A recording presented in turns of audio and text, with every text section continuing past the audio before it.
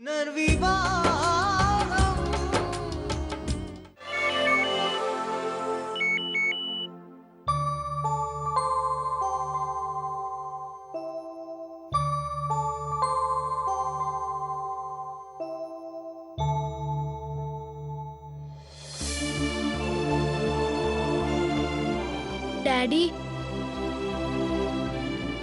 నాకు నిద్ర రావడం లేదు.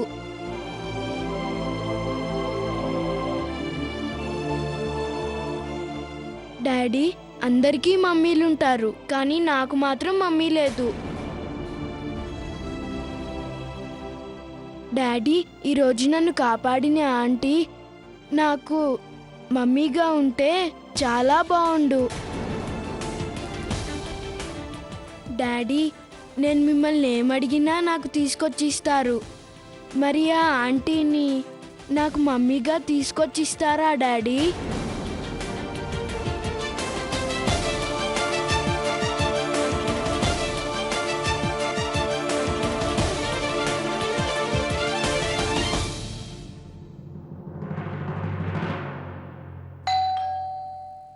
ఇంత రాత్రి వేళ ఎవరై ఉంటారు? నేను చూస్తాను.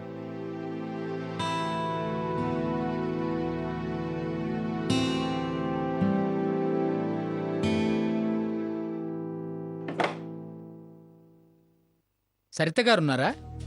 నేనేనండి. మేడం, ఇది మీకోసం.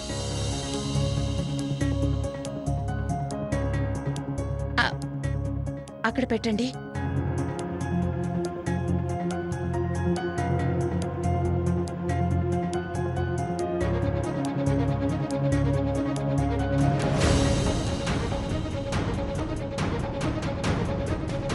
ఈ పువ్వులను ఎవరు పంపించారు? మిస్టర్ విశ్రాంత్ సూర్యవంశీ.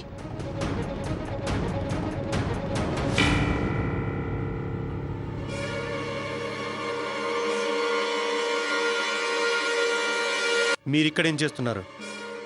అది ఈ సమయంలో. ఇప్పుడేం కావాలి మీకు? క్షమాపణ. నేను నిన్ను క్షమించడం జరగదు. ఇంకో విషయం ఏంటంటే, ఈ సమయంలో ఎవరింటికైనా పిలవకుండా రావటం మర్యాద అనిపించుకోదు. క్షమించకపోతే నేను ఇక్కడి నుంచి వెళ్ళను. ఇది నా ఇల్లు, నీ జాగిరి కాదు మిస్టర్ సూర్యవంశీ. నేను ఏదోటి చెయ్యకముందే నువ్వు నీ చెంచాలను తీసుకుని ఇక్కడి నుంచి వెళ్ళిపో. మీరు సరిగ్గా చెప్పారు. నేను ఏమీ ఆలోచించకుండా, ఏమీ వినకుండా మీ భార్యను అవమానించాను. తప్పు చేశాను. నేను ఏం చేసినా సరే ఆ తప్పుని సరిదిద్దుకోలేను. నాకు తెలుసు.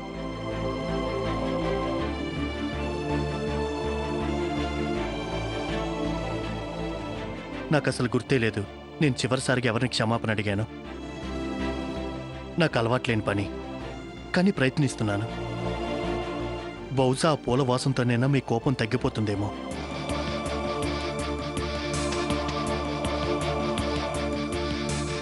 ఈరోజు నా కొడుకు నాతో ఒక మాట చెప్పాడు. అది నేను విన్నాను.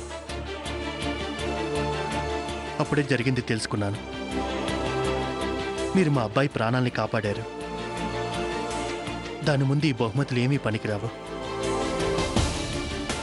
ఒకవేళ నేను మిమ్మల్ని క్షమాపణ అడగకపోతే తప్పు చేసిన వాడిని అవుతాను.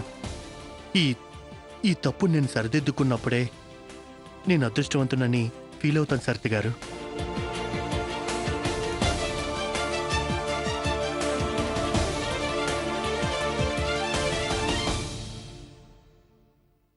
నేను మీ భార్యకి కలిగించిన అవమానానికి, దానికి మీరు నాకు ఏ శిక్ష విధించినా సరే నేను సంతోషంగా స్వీకరిస్తాను.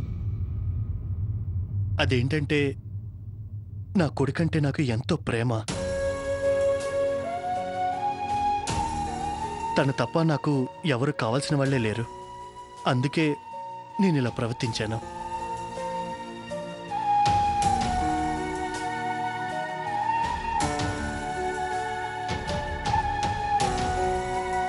నన్ను క్షమించడానికి ప్రయత్నించండి. ప్లీజ్ ఎప్పుడైనా సరే ఇంటికి రండి. అభిమాన్ సంతోషిస్తాడు.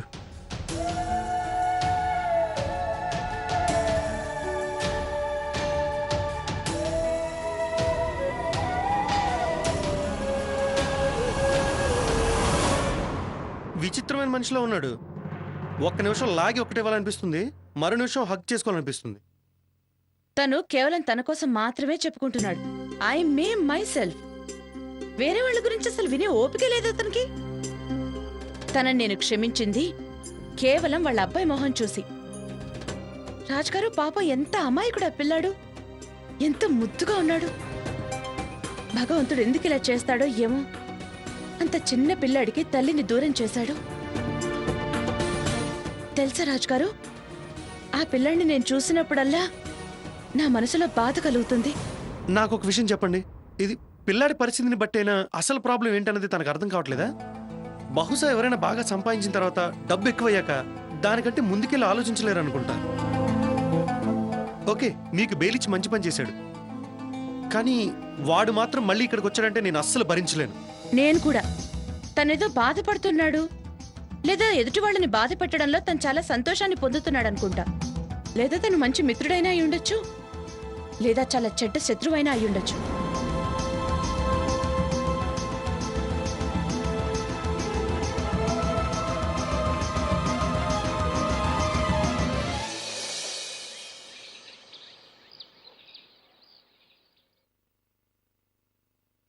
వదినా, నాకు కాఫీ. అరే షీలాక, టిఫిన్ నువ్వు చేస్తున్నావా ఏంటి? అవును బబ్లీ, టమాటా చట్నీ పరోటాలు చేస్తున్నాను. ఏ తినవా ఏంటి? తింటాను. ఎందుకు తిన్ను? నేను ఆలోచిస్తుంది ఏంటంటే వదిన ఎక్కడికి వెళ్ళిందా అని. అది తెలీదు. సర్లే, నాకేంటి, నాకు తినటం ముఖ్యం. టిఫిన్ ఎవరు చేస్తే ఏంటి? నువ్వు ఒక పని చేయి, నాకు వేడివేడిగా కాఫీ రెడీ చేసి పెట్టు. నేను ఇప్పుడే అన్నయ్య దగ్గరికి వెళ్ళేసి వస్తాను. ఏ ఆగు, ఎక్కడికి వెళ్తున్నావు? అన్నయ్య రూమ్ దగ్గరికి వెళ్ళకు. అన్నయ్య వద్దని చెప్పాడు. తన గది దగ్గరికి ఎవరిని రావద్దన్నాడు. అసలు విషయం ఏంటి? అన్నయ్య మన దగ్గర దాయాలని చూస్తున్నాడు. నాకేం తెలుసు బబ్లీ? వెళ్ళి తెలుసుకుంటే కదా తెలిసేది. వద్దు బబ్లీ, అన్నయ్య తిడతారు. అరే రా.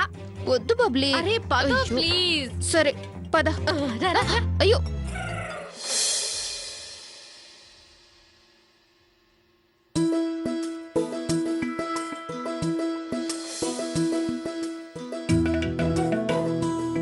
పట్టుకోండి. Chop sticks. పెన్ లాగా ఇది ఫిక్స్డ్, పైన మాత్రం కదలాలి.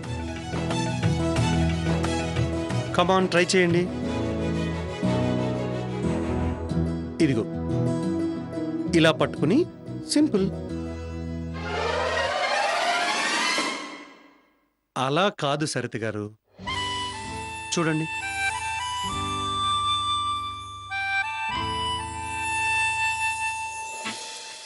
పైనున్న వేలు ఇలా పెట్టండి. ఇక్కడ చూడండి. Good good, not bad not bad.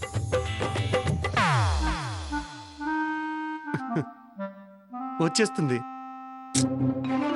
ఏంటి? ఇప్పుడు నేనే చైనీస్ వాడిని పెళ్లి చేసుకోవడం లేదుగా. చైనీస్ ఫుడ్ అలవాటు చేసుకోవడానికి నా వల్ల కాదు. కూర్చోండి. చైనీస్ తినడం నేర్చుకోవడంలో ప్రాబ్లం ఏంటి? ఆలోచించండి. ఒకవేళ మీకు కాబోయేవాడు చాలా ఫేమస్ పర్సన్ అయ్యుండి తను ఎప్పుడు డిఫరెంట్ పీపుల్స్ ని కలుస్తాడు అనుకోండి. ఒకసారి ఇటాలియన్ రెస్టారెంట్ కి తీసుకెళ్లి ఇంకోసారి చైనీస్ కి అయితే అప్పుడు నేను తనతో చెప్తాను, ఎవరైనా చాప్ స్టిక్స్ తో తిండి వచ్చే అమ్మాయిని చేసుకోమని. అలాంటి వాడు నాకు అక్కర్లేదు.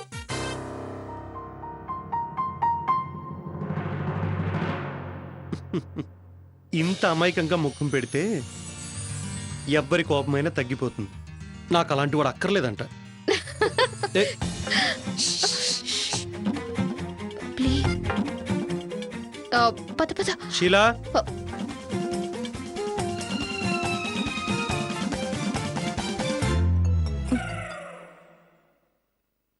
మీరు ఇక్కడేం చేస్తున్నారు? అది నేనేం చెప్పాను?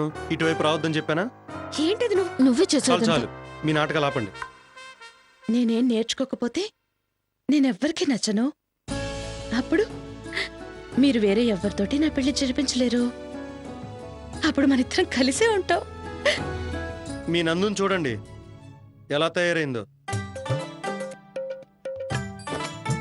అవునవును, రాజుగారు చెప్పింది కరెక్టే. మీరు అసలు పొద్దున్నే మార్నింగ్ షాపింగ్కి వెళ్తే బాగుండేది.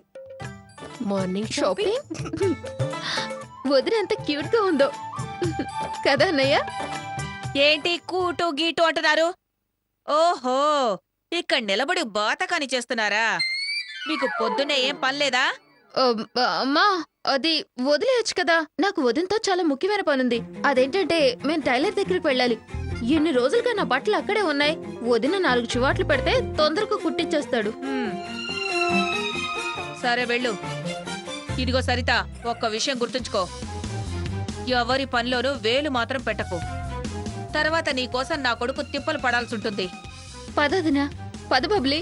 ఈ రోజుకి బ్రతికిపోయారు, కానీ నేర్చుకోవాల్సిందే. బాబు, ఎవరైనా దొరికారా దొరకలేదా నీ భార్యని పునర్వివాహం చేసుకోవడానికి? నువ్వు కూడా కోయిల కోసం వజ్రాన్ని వెతుకుతున్నావు. అరే అనంలే బాబు, అనంలే.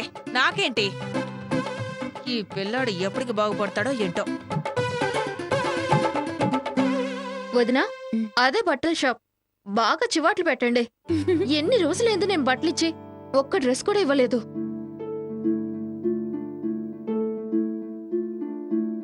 ఏమైంది వదినా? శ్రీలా, దేవుడు నా మాట విన్నాడు.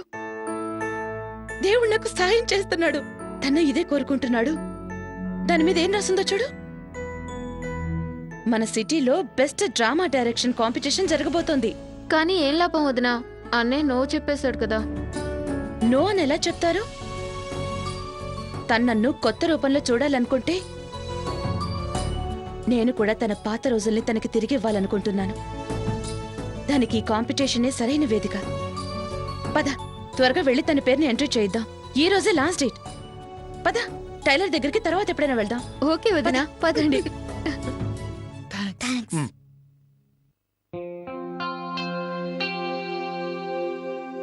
ఎక్స్క్యూజ్ మీ, ఎస్, ఈ కాంపిటీషన్లో నా భర్త పేరుని ఇవ్వాలనుకుంటున్నాను. రిజిస్ట్రేషన్స్ క్లోజ్ అయిపోయాయి. ఎక్కువగా రెస్పాన్స్ ఉండడం వల్ల నిన్ననే క్లోజ్ చేయాల్సి వచ్చింది. ఏంటి? చూడండి, ఒకే ఒక్క అవకాశం ఇవ్వండి.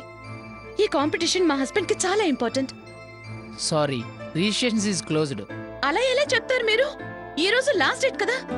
చూడండి, మీరు ఇప్పటి వరకు అలాంటి కళాకారుడిని చూసుండరు. అతనికి ఒక్క అవకాశం ఇవ్వండి చాలు. నేను మీకు చెప్పాను కదా, రిజిస్ట్రేషన్స్ అయిపోయాయి. ఒకసారి చెబితే మీకు అర్థం కదా. ప్లీజ్ దయచేసి మీరు తనని బయట తీసుకెళ్ళండి. ఖచ్చితంగా మీరేదో చేస్తున్నారనిపిస్తోంది.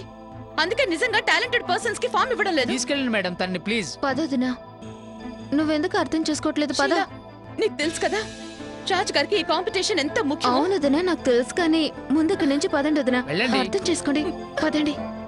రాజ్ గారి కల సాకారమయ్యే అవకాశం చేజారిపోయింది. ఐస్ క్రీమ్ తింటావు నాన్న? కనిపించడం లేదా? వీఆర్ రియల్లీ ఒక్క సారీ. నిమిషం. మీరు బానే ఉన్నారు కదా?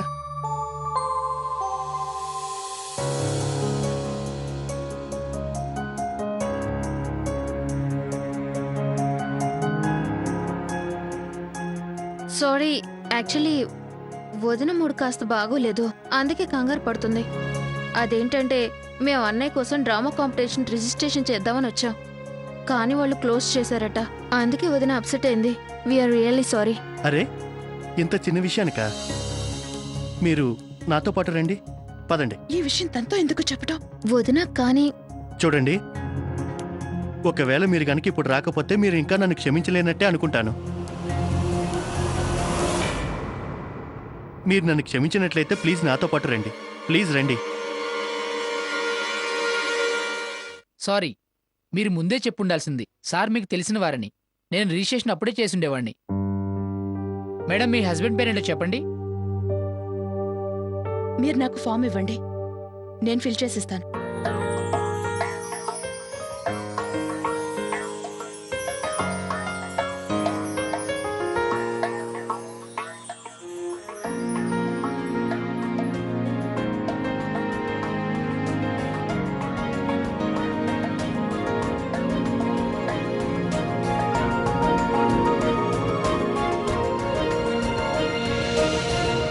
మేడం, ఇదిగోండి మీ ఫామ్. థ్యాంక్స్.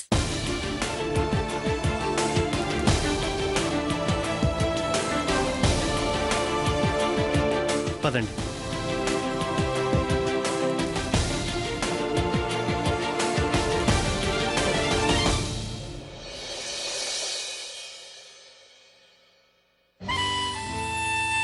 రాజ్ గారు భలే గుర్తుపట్టారు. మీకోసం ఒక సర్ప్రైజ్. సర్ప్రైజా? అవును, ఏది? కాసేపు మీరు కళ్ళు మూసుకోగలరా? Sorry sorry. ఎలాగో అమ్మ కూడా లేదు, అవునవును. మీరేం భయపడక్కర్లేదు. Sorry sorry. కానీ ఒక విషయం చెప్పనా, నా దగ్గర కూడా ఒక సర్ప్రైజ్ ఉంది మీకోసం. కానీ ముందు నేను వద్దు, ముందు నేను నేను నేను ప్లీజ్ రాజ్ గారు. సరే, ప్రతిసారిలాగా మీ మాట విందాం. ముందు మీరే కానివ్వండి. వద్దు, ముందు మీరే. ముందు నేనా? అవును మీరే. పట్టుకోండి. సర్ప్రైజ్.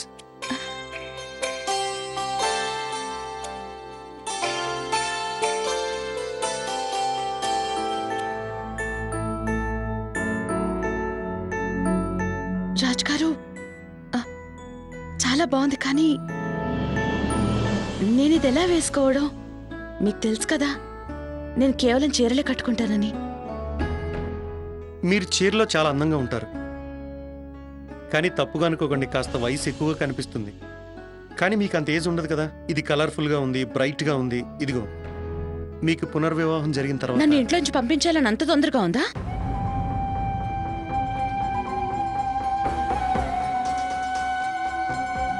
మీకు తెలీదు, మీరు వెళ్ళిపోయిన తర్వాత ఈ ఇల్లు ఎంత బోసిగా మారిపోతుందో సరిత గారు. కానీ నిజం అదే కదా. ఏదో ఒక రోజు మీరు మీ భర్త ఇంటికి వెళ్ళిపోవాలి కదా. ఏమంటారు?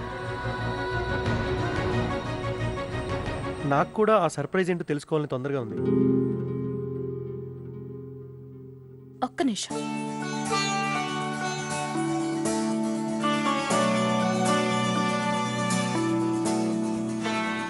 ఏంటది? మన సిటీలో ఒక కాంపిటీషన్ జరుగుతుంది, డ్రామా కాంపిటీషన్. దానిలో మీరు పార్టిసిపేట్ చేస్తున్నారు. తీసుకోండి, తీసుకోండి. తీసుకోవచ్చు కదా.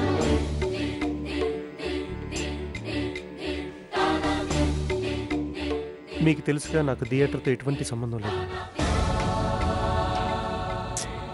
రాజ్ గారు, మీరు మీ కళ్ళ నుంచి దూరంగా ఎందుకు పరిగెడుతున్నారు?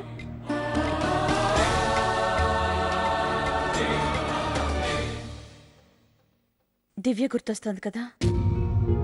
రాజ్ గారు, తను మీ నుంచి దూరంగా వెళ్ళిపోయింది. మీరు మీ థియేటర్ నుంచి దూరంగా వెళ్ళిపోతారా? అయినా తను మళ్ళీ మీ జీవితంలోకి వచ్చే సమయం వచ్చింది కదా. అయినా ఇవన్నీ చెప్పడానికి నేనెవరిని? అలాంటిది ఏం లేదు సరిత గారు. మీలాంటి ఫ్రెండ్ జీవిత భాగస్వామిగా దొరకడం చాలా చాలా అదృష్టం. కానీ నేను ఇప్పుడు థియేటర్ ఏమి చేయాలనుకోవట్లేదు సరిత గారు. థియేటర్ నాకు పాత జ్ఞాపకాలు గుర్తు చేస్తుంది. నేను చెప్పేది నాకు ఏంటంటే, తెలుసు మీరు ప్రతిజ్ఞ చేశారని. మీరు దివ్య గురించి అస్సలు ఆలోచించరని, తన గురించి పట్టించుకోను అని. రాజ్ గారు, నేను వెళ్లే ముందు మీరు నా కోసం ఒక్కసారి సరే అనండి. నేను నా ఫ్రెండ్ ఈ కాంపిటీషన్లో గెలవటం చూడాలనుకుంటున్నాను. మీరు నా కోసం ఈ మాత్రం చేయలేరా? రాజ్ గారు, నా కారణంగానే కదా మీరు మీ కళకి దూరం అయ్యారు. నాకు మీరు ఒక్క అవకాశం ఇవ్వలేరా? నేను మీ కళని తిరిగి ఇవ్వటానికి. ప్లీజ్ రాజ్ గారు. ప్రతి భార్య కోరుకుంటుంది జనాలందరూ తన భర్తని చూసి చప్పట్లు కొట్టాలి అని, తను గర్వంగా ఫీల్ అవ్వాలని. ప్లీజ్ రాజ్ గారు, నాకు ఆ సంతోషాన్ని ఇవ్వండి చాలు. సరే, మీకోసం చేస్తాను.